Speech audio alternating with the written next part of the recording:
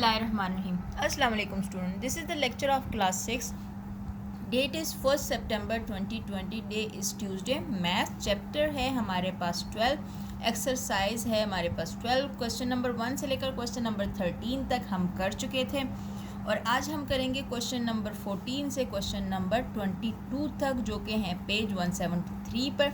इसके साथ ही MCQs भी करेंगे इसी चैप्टर के, जो कि है पेज 174 पे। क्वेश्चन नंबर 14 देखें कि क्या है हमारे पास। कहते हैं name each pair of adjacent angle in the following figure. Adjacent angle मैंने आपको बताया था कि जिनका वर्टेक्स सेम हो, जिनका एक आर्म सेम हो और यानी एक साइड वो सेम हो और दोनों एंगल अपोजिट साइड पे कॉमन आर्म के अपोजिट डायरेक्शन में लाई करते हैं। ठीक है, ये हमारे पास एडजेसेंट एंगल की डेफिनेशन थी। अब उन्होंने कहा है कि name each pair of adjacent angle in the following figure. इसमें एडजेसेंट एंगल होंगे तो हमने उसके पेयर का यहाँ नाम लिख देना है। 14 क्वेश्चन ऑन बुक जाएगा। अब इसमें देख लेते हैं हमारे पास एडजेसेंट एंगल क्या है। ये लग रहा है कि ये ओ ए जो है वो कॉमन है, ओ ए कॉमन है और बी ओ ए ओ सी, ये दो एंगल हैं जिनका वर्टेक्स एक है और ए बी ओ ए इस डायरेक्शन में है एंड ए ओ सी इस डायरेक्शन में ओ ए के। तो ये एक एडजेसेंट एंगल का पेयर बन रहा है, तो हम इसका कर देते हैं सी ओ ए और दूसरा इसका कौन सा है, ए ओ बी। ये पेयर है हमारे पास। ठीक है, अगर मैं सेकंड वाले में देखूं तो हमारे पास ये वाला और ये वाला, ये एडजेसेंट एंगल है और इन दोनों का करूँगी तो ये एडजेसेंट एंगल है। ओके, सेकेंड पार्ट का मैंने यहाँ दोबारा डायग्राम बना लिया ताकि मैं आपको एडजेसेंट एंगल बताऊँ। अगर मैं सिर्फ ये देखूँ कि ये एक हमारे पास एक फिगर है और ये फिगर है, तो ये हमारे पास कॉमन वर्टेक्स है जो इस और इसका है, तो ये इसमें एडजेसेंट, या मैं आर से शुरू करती हूँ, आर क्यू एस, और इसके साथ का है हमारे पास एस क्यू, ये पी है, ये आर नहीं है और ये आर। और अगर मैं दूसरा करूं तो ये हमारे पाएगा एस क्यू आर। और अब इसको मैं इरेज करके यूं करके दिखाऊं आपको तो बनेगा मेरे पास आर क्यू टी। और अगर मैं ये दिखाऊं आपको, ये वाला छुपा के ये वाली साइड, तो आ जाएगा आर क्यू टी और फिर आएगा मेरे पास टी क्यू पी। और अगर मैं ये वाला आपको इरेज करके दिखाऊं, यानी ये वाला नहीं है, सिर्फ ये वाली साइड है, तो मेरे पास आएगी T Q P N P Q S. इसका थर्ड पार्ट है ये, और इसमें से भी देखते हैं हम कि क्या कौन सा एडजेसेंट एंगल है। इसको मैंने ड्रॉ किया है, थर्ड पार्ट को देख लें। ठीक है, दो दो करके हम देखेंगे, दो दो पेयर्स का। पहले हम इन दोनों का देख लेते हैं, फिर हम इन दोनों का देख लेते हैं, फिर हम इन दोनों का देख लेते हैं। ठीक है, इसमें भी मुझे 8 ही टोटल एंगल, तो देखते हैं कितने 4 पेयर्स तो बनेंगे। पहले मैं इसको अगर मैं यूँ कर लूँ और सिर्फ उसको देखूँ तो एंगल ए ओ बी और डी ओ, ये ए ओ बी नहीं है, A O D and D O B. अब ज़रा इसको देख लेते हैं, डी ओ बी और बी ओ सी, ये देख लें, ये एडजेसेंट एंगल है। इसमें ये और ये आर्म कॉमन है, इसमें ये और ये आर्म कॉमन है। अब ज़रा हम इसको देख लेते हैं तो हमारे पास क्या आ रहा है, सी ओ ए, यूँ चल रहे हैं ना, डी ओ ओ सी। अब हमने इसको किया ई ओ सी, अब बी ओ सी और इससे अगला वाला सी ओ ए। BOC एंड दूसरा है COA। अब हम इसको छोड़ेंगे और इसको लेंगे COA, यही वाला COA और दूसरा है AOD। ये हमारे पास पेयर ऑफ एडजेसेंट एंगल आ रहे हैं और क्वेश्चन नंबर 14 के। अब क्वेश्चन नंबर 15 में आ जाए।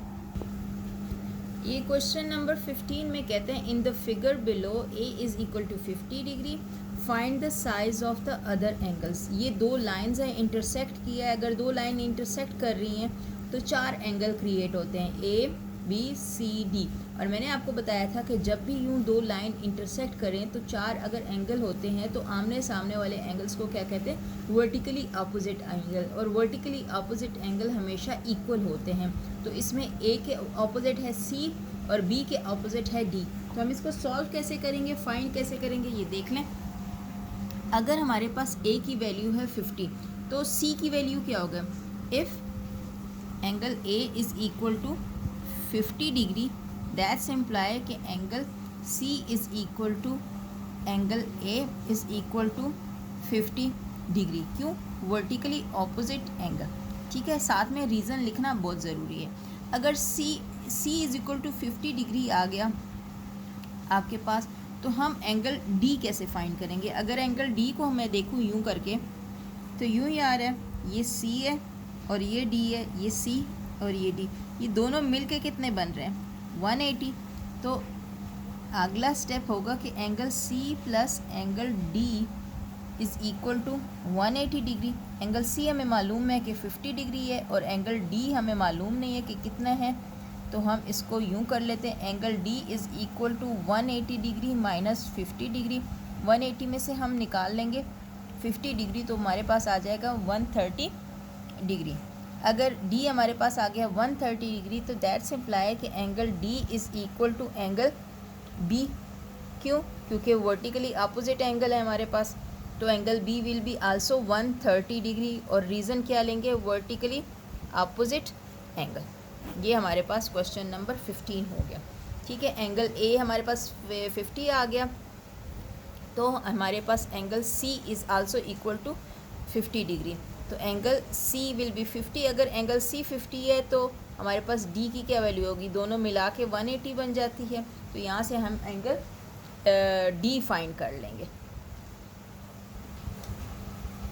16 में क्या कह रहे हैं, 16 है हमारे पास, find the value of x and y in the given figure. Find the value of x and y in the given figure. ये हमारे पास फिगर है, फिगर को बहुत केयरफुली देखें।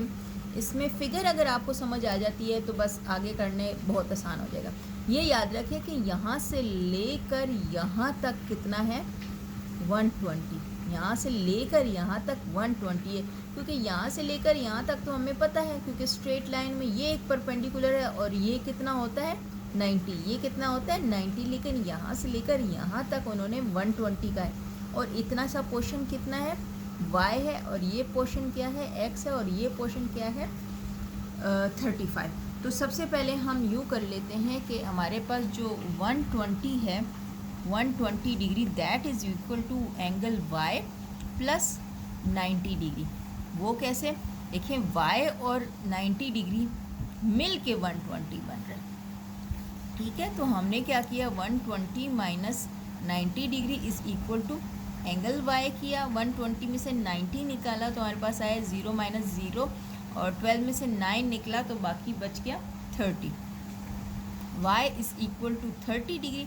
अगर आप डायग्राम को देखें तो y प्लस एक्स प्लस 35 तीनों मिलके कितना बनेगा 180, यानी angle y plus angle x plus 35 degree is equal to 180 degree, यही बनेगा। तो एंगल y तुम्हारे पास है 30 जो हमने फाइंड किया है, एंगल x मालूम नहीं है और दूसरा है 35 डिग्री। ये 180 क्यों बन रहा है, क्योंकि स्ट्रेट लाइन में कितने एंगल्स होते हैं 180 डिग्री। दैट्स वाई कि हमने कहा है उसको 180, यानी y x और 35 मिला के 180 डिग्री बन रहा है। तो angle x is equal to 180 degree minus 35 degree minus 30 degree. तो angle x is equal to हमारे पास आ रहा है इन दोनों को हमने ऐड किया है 65 हुआ और 180 में से 65 निकाला तो 115 डिग्री, यानी एंगल एक्स हमारे पास आ गया 115 और एंगल वाई हमारे पास आ गया 30। क्वेश्चन नंबर 17 में find the value of A B C and D in the given figure. ये हमारे पास डायग्राम है, डायग्राम को देखें, एक स्ट्रेट लाइन है और ये दो क्रॉसिंग लाइन है, ठीक है। अब इसमें हमने ए बी सी और डी की वैल्यू, 4 वैल्यूज़ जो है ना, हमने 4 एंगल्स की वैल्यूज़ फाइंड करनी है। बहुत आसान लग रहा है। देखिए, अगर मैं इनको आपको सिर्फ ये बताऊं कि एक ये लाइन और ये लाइन एक दूसरे को इंटरसेक्ट करें, ये और ये, तो देखिए हमारे पास क्या आ रही है। या मैं देखूं ये वाली लाइन और ये देखें जो डार्क वाली है, ये और ये एक दूसरे को इंटरसेक्ट करेंगे तो कौन से एंगल्स फॉर्म होंगे, ये वाला और ये वाला, ये और ये। तो 20 will be equal to angle C. क्यों? Vertically opposite angle 20 will be equal to angle C. और अगर मैं इस वाले को इग्नोर करवाती हूँ, ये इस वाले को, और मैं कहूँ कि ये वाला एंगल, ये वाली लाइन कंसिडर करें, ये वाली और ये वाली, तो A will be equal to 30 degree, यानी ए की वैल्यू 30 हो जाएगी, बी की वैल्यू 60, बी की वैल्यू, सी की वैल्यू 20 हो जाएगी। तो देखते हैं इसको, यानी कि angle C is equal to 20 degree. क्यों? Vertically opposite angle. और angle A is equal to 30 degree. क्यों? Vertically opposite angle. 20 इसके ऑपोजिट, ए इसके ऑपोजिट है और सी इसके ऑपोजिट है, ठीक है। आपको मैंने लाइंस बताई थी कि कौन कौन सी वाली लाइन। अब अगर मैं देखूं कि बी मैं कैसे फाइंड करूं, तो आप इसको भी पहले, डी को पहले फाइंड कर लें। 20 डी और 30, अगर ये वाली लाइन देखें, ये एक सीधी लाइन है और इस पर एक ये एंगल है, एक ये एंगल है और ये एक ये एंगल। तो सीधी लाइन पे कितने एंगल्स होते हैं? 180। तो एंगल डी प्लस, यूँ कर लूँ इसको, 20 degree plus angle D plus 30 degree is equal to 180 degree. Straight line या स्ट्रेट एंगल, ठीक है, स्ट्रेट एंगल या स्ट्रेट। और ये कितना बन जाएगा हमारे पास? 20 और 30 मिलकर हो गया 50। 50 चला जाएगा 180 की तरफ, तो एंगल डी बन जाएगा 180 minus 50। Angle D will be equal to हमारे पास 130 डिग्री। सेम ऐसे ही मैंने इसको करना है, ए बी और C. Angle A plus angle B plus angle C is equal to 180 degree. B है हमारे पास 30 डिग्री और ए हमारे पास 30 डिग्री और बी मालूम नहीं है, और सी है हमारे पास 20 डिग्री। तो ये कितना बन जाएगा हमारे पास? ये भी angle B will be equal to 180 minus 50, angle B will be equal to 130 degree. तो हमारे पास क्या, अगर मैं इसको डायरेक्ट करना चाहूँ तो देखें, अगर ये वाली लाइन और ये वाली लाइन मैं कंसिडर करूँ तो बी और डी आपस में वर्टिकली अपोजिट हैं, इसलिए इनके एंगल भी सेम है। अगर ये वाला स्टेप ना करें तो आप यूँ भी कर लें, angle D is equal to angle B. क्यों? Vertically opposite angle. और ये हम यूँ करके लिख देंगे, angle B will be equal to, that's why angle B will be equal to 130 degree. ये है क्वेश्चन नंबर 17 हमारा। अब हम करेंगे क्वेश्चन नंबर 18। क्वेश्चन नंबर 18 भी हमारे पास सॉल्व करने का है। इसी तरह देख लें, क्वेश्चन है हमारे पास, calculate the size of angle 1, 2, 3, 4 and 5 in the given figure. हमारे पास 3 लाइंस हैं और जो हमारे पास कट पैरेलल नहीं है हमारे पास, ठीक है। ये मैं आपको डायग्राम बना देती हूँ और फिर हम उसको सॉल्व करते हैं कि कैसे।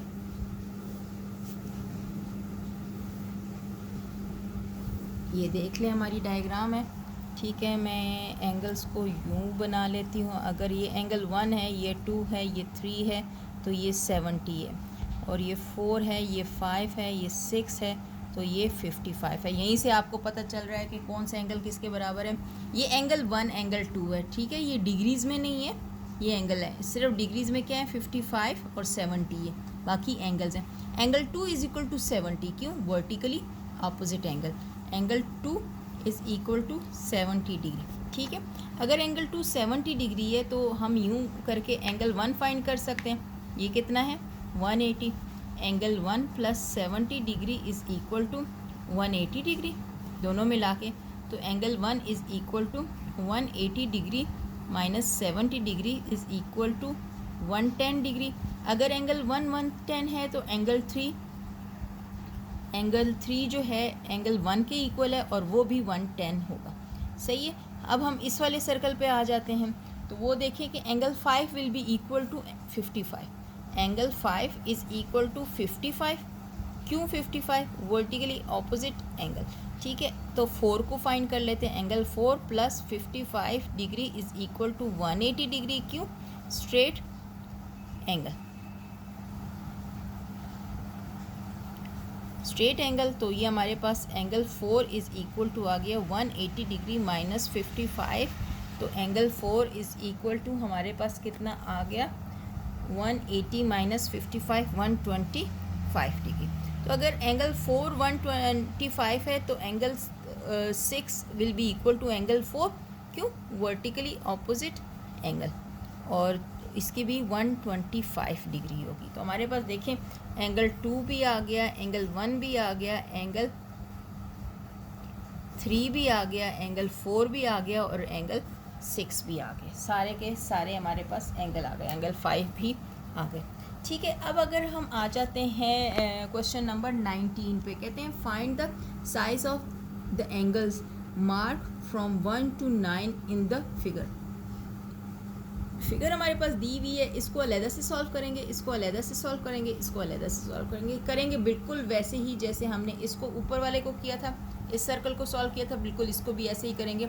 एंगल 2 किसके बराबर है 50 के, अगर एंगल 2 50 के बराबर है और एंगल 1 और 50 मिला के 180 बन जाता है, तो यहाँ एंगल 1 की वैल्यू मिल जाती है, जो एंगल 1 की होगी वही एंगल 3 की होगी। मैं आपको एक करके बताती हूँ और बाकी आपको खुद करने होंगे। देख लें, क्वेश्चन नंबर है 19, हमारे पास है ये डायग्राम है 50 डिग्री 1 एंगल 2 एंगल 3 एंगल, ये बाकी मैं नहीं लिख रही, मैं सिर्फ आपको बता रही हूँ कि angle 2 is equal to 50 degree vertically opposite angle, ठीक है। तो angle 1 plus 50 degree is equal to 180 degree, क्या, स्ट्रेट एंगल, ठीक है। तो angle 1 is equal to 180 degree minus 50 degree is equal to angle 1 130 degree, angle 2 angle 1 आ गया हमारे पास 30 डिग्री, तो angle 3 is equal to angle 1 that is equal to 130 degree, क्यों, वर्टिकली ऑपोजिट एंगल, ये दोनों भी तो वर्टिकली ऑपोजिट है। तो अगर angle 5 is equal to angle 2 है और 1 की वैल्यू आ गई 130 डिग्री, तो एंगल 1 की जितनी होगी एंगल 3 की भी उतनी ही वैल्यू होगी। तो ये हमारे पास मैंने एक का वर्टिस के आपको एंगल फाइंड करके दिए और ये मैंने 2 के नहीं फाइंड की, 2 के आप कर लीजिएगा। और क्वेश्चन नंबर 20 को देखें, कहते हैं using your protractor draw angle A B C of size 72 डिग्री, draw the bisector A P of A B A C, यानी बी ए सी मैंने एक एंगल ड्रॉ करना है 72 डिग्री का, उसको बाइसेक्ट करना है जिसका नाम होना चाहिए ए पी, क्योंकि एंगल वर्टेक्स किस पे है, ए पे, तो एक वर्टेक्स से एक रे होगी जो कि ए पी होगी, उसको नाम देना है। ये ड्रॉ करेंगे हम, ये सबसे पहले हम एक एंगल ड्रॉ करेंगे प्रोटेक्टर से 72 का, हमने एक लाइन ड्रॉ की है जिसका नाम हम बाद में देंगे, और क्योंकि हमारे पास है बी ए और सी, तो इसको मैं ए और बी का नाम दे ही देती हूँ, और ए पॉइंट पे मुझे 72 डिग्री का एंगल ड्रॉ करना है with the help of protractor. तो 72 डिग्री का मैंने यहाँ से ड्रॉ करना है, ठीक है। 0, 10, 20, 70, 71 एंड ये है 72, ठीक है। ये मेरे पास आ गया डॉट। उस डॉट को मैंने ज्वाइन करना है ए के साथ, ठीक है। ये मैंने ए के साथ ज्वाइन किया और इसका नाम है मेरे पास सी, सही। अब ये एंगल जो है वो है 72 डिग्री का, इसको मैंने बाइसेक्ट करना है। बाइसेक्ट करने के लिए मुझे कंपास की ज़रूरत होगी। वो मैंने ए को वर्टेक्स लिया, इसको अपने मर्ज़ी से खोल ले, छोटा ही खोलें, ज़्यादा बहुत बड़ा करेंगे तो वो जो सेमी सर्कल छोटा सा आर्क बनता है वो बहुत बड़ा हो जाएगा।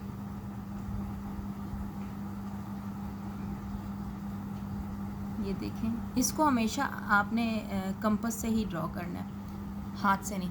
अब जितना खुला हुआ था उससे मैंने थोड़ा सा ज़्यादा कर लिया। अब मैंने पहले एक दफ़ा इसको लिया सेंटर, इस पॉइंट को, और एक आर्क लगाई। फिर मैंने एक दफ़ा इसको लिया, ठीक है, और एक आर्क लगाई, ठीक है। इसको मैंने नाम दे दिया, इसको ई, और ये एफ ले लें, ठीक है। और ये इसका जो नाम होगा वो पी आ जाएगा हमारे पास, क्योंकि उन्होंने कहा हुआ है। अब जहाँ इंटरसेक्ट किया है उसको ए से ज्वाइन करना है। इंटरसेक्ट वाले पॉइंट पे मैंने पेंसिल रखी,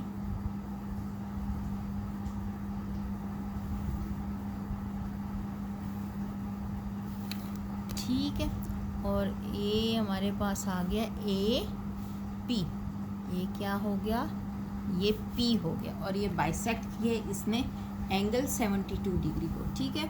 अब इसके स्टेप ऑफ कंस्ट्रक्शन है वो भी आपको पता होने चाहिए। जैसे जैसे आप करते जाते हो आप उसी तरह लिखते जाओगे। ये स्टेप ऑफ कंस्ट्रक्शन है। Make an angle of 72 with the help of protractor. Take A as a centre and draw an arc. Draw an arc C D. ये सी डी नहीं है, ये ई और एफ है। जो हमारे डायग्राम है उसमें ई और एफ है। टेक ई एंड एफ, नाम वही रखने हैं क्योंकि उन्होंने बुक पे दिए हुए। Centre and draw 2 are respectively. हमारे पास both are cut each other at point P. Join P with A. हमारे पास आ गया P A C is equal to 36 degree का। कितने का था इन्होंने पूछा नहीं था, लेकिन वो आएगा 72 का हाफ 36 ही होगा। हमने वो वाले पेंसिल से वो वाले कटिंग की है जो हमारे पास यहाँ पर ओरिजिनल में गिवन है। ये डायग्राम है, वो कंस्ट्रक्शन है। अब आ जाए क्वेश्चन नंबर 21 पे। Draw an angle of size 120। 120 का एक एंगल ड्रॉ करेंगे using a protractor. Bisect it to get an angle of size 60। बिल्कुल ऐसे ही बनाना है।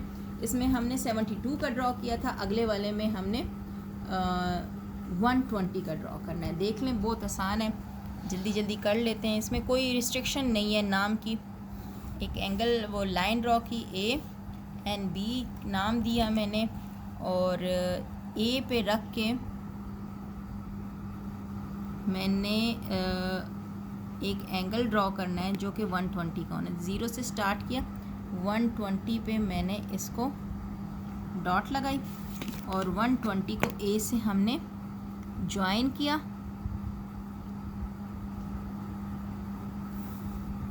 ठीक है। अब हमने क्या किया कि ए को सेंटर लिया, ए को सेंटर लिया, सेम वैसे ही हमने एक आर्क लगाई है जिसने एंगल को कहाँ कहाँ कट किया। इसने ई और एफ पे कट किया। अब इसको थोड़ा सा ज़्यादा खोला, एक दफ़ा ई को सेंटर ले लिया। ये जितना मैं कह रही हूँ ना ज़्यादा खोलें, मर्ज़ी होती है, इसकी कोई वो नहीं है, रिस्ट्रिक्शन नहीं है। एक दफ़ा एफ पे हमने ले लिया, ठीक है। जहाँ इंटरसेक्ट हुआ है उसको ए से ज्वाइन किया, जहाँ पर इंटरसेक्ट हुआ है हमने ए से ज्वाइन किया, ठीक है। अब ये ज्वाइनिंग पॉइंट बहुत अच्छे से होना चाहिए, ये होना चाहिए आपके पास अब एंगल 60 डिग्री का, ये देख लें एग्जैक्ट 60 डिग्री का आपका एंगल बना है, यानी ये वाली चीज़ आपकी 60 डिग्री है, ये पूरा आपका 120 डिग्री है। और इसको हम नाम दे देंगे ए और पी। ये मैंने एग्जैक्टली वो इसलिए लिखे हैं वो सारे नाम ताकि आपको स्टेप ऑफ कंस्ट्रक्शन में प्रॉब्लम ना हो, जैसे ऊपर वाले में किया था सेम ऐसे ही करना है। ओके, क्वेश्चन नंबर 22 पर आ जाए और कहते हैं draw an angle of 135 using a protractor and bisector. Same वैसे ही है, कोई उसमें भी चेंज नहीं है। हमने एक एंगल ड्रॉ करना है 135 डिग्री का, ठीक। थोड़ा सा इधर से मैं पेज का इसलिए कर रही हूँ कि ये एंगल ज़रा बड़ा है। देखें ए और बी मैंने नाम दिया और अब प्रोटेक्टर से मैंने यहाँ इसको 135 डिग्री का एंगल ड्रॉ करना है। ये हमने लिया ये 30 और ये 135 का, ये ज़ीरो वाले से स्टार्ट करना है 130 और ये 135। इस डॉट को मैंने ए से ज्वाइन किया, ठीक है, यहाँ आ गया सी। फिर हमने क्या किया, ए को लिया सेंटर और एक आर्क लगाई जिस तरह हमने अभी बाकियों पे लगाई थी, आर्क लगाई, उसने ई और एफ पे एंगल को कट किया। अब इसको थोड़ा सा ज़्यादा खोला, ई को लिया सेंटर और आर्क लगाई एक, और एफ को लिया सेंटर और एक और आर्क लगाई। दोनों आर्क ने एक दूसरे को कट किया। जिस पॉइंट पे कट किया वो पॉइंट है पी और उसको हम ज्वाइन करेंगे ए के साथ, ठीक है। अब तो इतने हमने कर लिए कि अब तो याद हो जाना चाहिए कि आपका स्टेप ऑफ कंस्ट्रक्शन क्या है, ठीक है। ये थे हमारे 22 क्वेश्चन। एक दफ़ा मैं आपको दिखा देती हूँ ताकि आप इसको कर सको।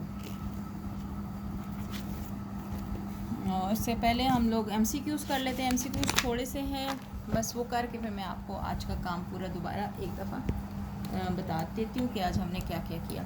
मल्टीपल चॉइस क्वेश्चन है 12 चैप्टर के। Select the correct answer from the given option. Which of the following is not an acute angle. Acute angle कौन सा नहीं है, ये अक्यूट है, ये अक्यूट है, ये अक्यूट है, सिर्फ 90 डिग्री वाला अक्यूट नहीं है। सो सी वाले ऑप्शन करेक्ट है हमारे पास।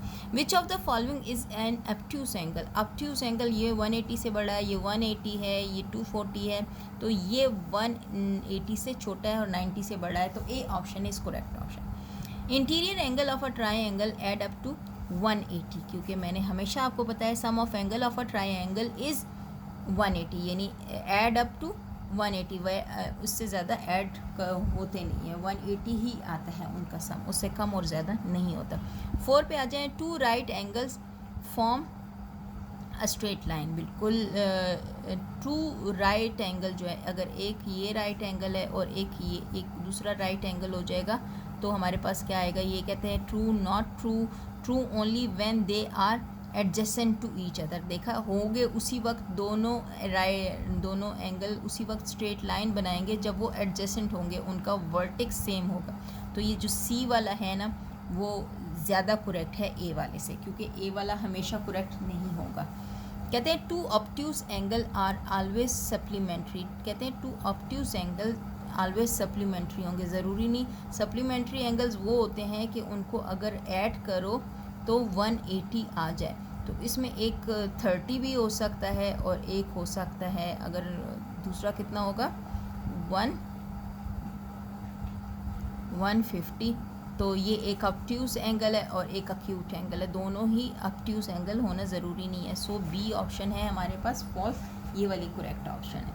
तो एक दफ़ा दोबारा देख लेते हैं हमने आज क्या किया। आज हमने क्वेश्चन नंबर 14 से स्टार्ट किया है, question number 14 to 22 and plus हमने अपने ये MCQs किए हैं, ठीक है। ये सारा काम हमने आज किया है और देख लेते हैं एक कॉपी पे हमारे पास क्या है। क्वेश्चन नंबर 14 जो था वो था हमारा बुक वर्क, इसलिए आपको कॉपी पे नहीं मिलेगा। क्वेश्चन नंबर 15 से आ जाए, देख लें। क्वेश्चन नंबर 15 है ये हमारे पास, ये करा दिया हुआ है मैंने, लेकिन फिर भी मैं दिखा रही हूँ कि आपने कैसे करना है, कॉपी पे कैसे करना है, ठीक है। 1 पेज 1 क्वेश्चन, ये क्वेश्चन नंबर 16 है आपका। आगे आ जाए आपका क्वेश्चन नंबर 17 है, और इस पेज पे क्वेश्चन नंबर 18 है। डायग्राम ड्रॉ करनी है और साथ में उसका सोल्यूशन होगा। ये है क्वेश्चन नंबर 19 आपका, ये वाला जिसका मैंने सिर्फ एक करके दिया और बाकी आपको 2 करने को कहे हैं। पेंसिल से हुआ है, थोड़ा फोकस करके कीजिएगा, ठीक है। और ये क्वेश्चन नंबर 20 है आपका। आप एक दफ़ा स्टेप ऑफ कंस्ट्रक्शन लिखेंगे तो आपके सारे क्वेश्चन के लिए वही यूज़ होगा, सिवाय जैसे यहाँ 72 है, अगले वाले में हो जाएगा 120, उससे अगले वाले में हो जाएगा 135। बाकी स्टेप ऑफ कंस्ट्रक्शन यही रहेंगे।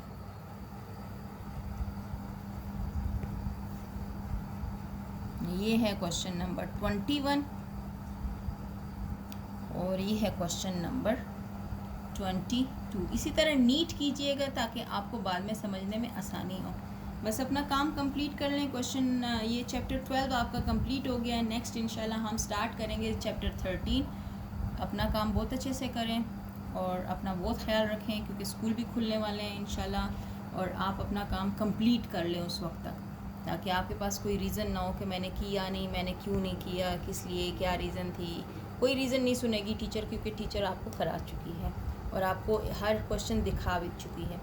तो अपना काम करें अच्छे से, अपना ख्याल रखें, अपने पेरेंट्स का ख्याल रखें, दुआओं में याद रखें। Thank you so much. अल्लाह हाफ़िज़।